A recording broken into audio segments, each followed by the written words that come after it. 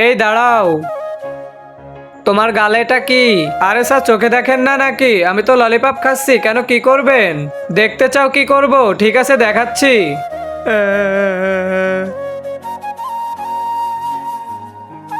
আমি তো এটা খাবো, আর আমি তো এটা খাবো। হ্যাঁ, আরে শুভা, ওই দেখো ক্লাসে তো স্যার সবাইকে মারতেছে।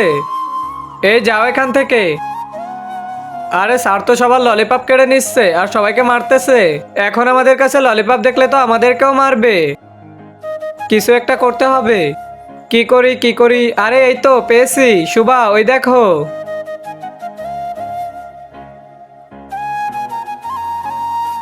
এই দাঁড়াও, জানো না স্কুলের ভিতর ললিপপ এলাও না?